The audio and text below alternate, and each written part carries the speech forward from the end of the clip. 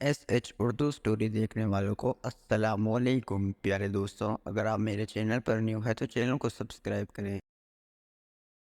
دور دراز کے ایک ملک میں یہ قانون تھا کہ اس ملک کے لوگ ہر سال اپنا بادشاہ تبدیل کرتے تھے۔ جو بھی بادشاہ بنتا وہ ایک عہد نامے پر دستخط کرتا کہ اس کی حکومت کا 1 سال مکمل ہونے کے بعد وہ اس عہد نامے پر دستخط ہو جائے گا، ایک دور دراز جزیرے پر چھوڑ دیا جائے گا جہاں وہ کبھی واپس نہیں آ سکے گا۔ جب بادشاہ کا 1 سال دورہ حکومت مکمل ہو جاتا تو اسے ایک مخصوص جزیرے پر چھوڑ دیا جاتا جہاں وہ اپنی بقیہ زندگی گزارتا۔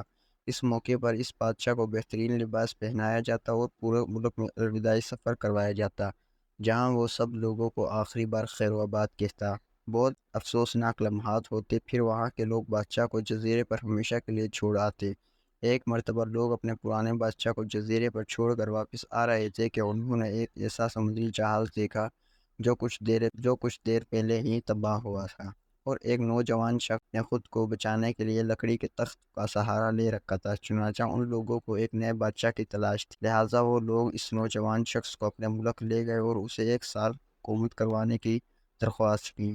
پہلے تو وہ نوجوان شخص نہ مانا، لوگوں کے اصرار کرنے پر وہ 1 سال کے لیے بادشاہ بننے پر رضامند ہو گیا۔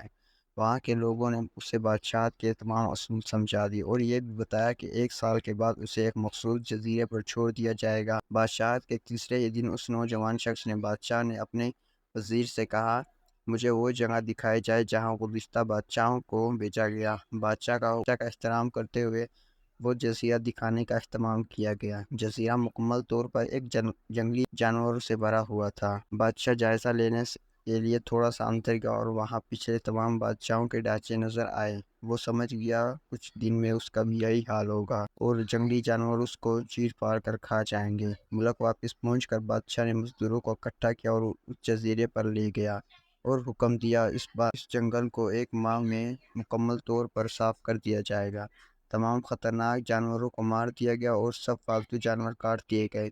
وہ ہر ماہ خود جزیرے کا دورہ کرتا اور کام کی نگرانی بھی کرتا۔ تمام خطرناک جانوروں کو مار دیا گیا اور سب پالتو جانوروں کو بھی کاٹ دیا گیا۔ اب بادشاہ نے مزدوروں کو حکم دیا کہ جزیرے پر مختلف مقامات پر خوبصورت باغات تعمیر کیے جائیں۔ وہ اپنے ساتھ مختلف پالتو جانور بھی جزیرے پر منتقل کرتا گیا۔ اس کے بعد بادشاہ نے حکم دیا اس جزیرے پر ایک شاندار گھر تعمیر کیا جائے۔ گزرتے مہینوں کے ساتھ ساتھ وہ ایک جزیرہ ایک خوبصورت قیام گاہ میں تبدیل ہو رہا تھا۔ وہ نوجوان بادشاہ بہت سادہ لباس پہنتا اور اپنی ذات پر بہت کم خرچ کرتا تھا۔ بالآخر بادشاہ کا 1 سال مکمل ہو گیا۔ حسب روایت وہاں کے لوگوں نے اپنے بادشاہ کو شاندار لباس پہنایا اور ہاتھی پر بٹھا کر تاکہ رعایا کو خیر آباد کہہ سکے۔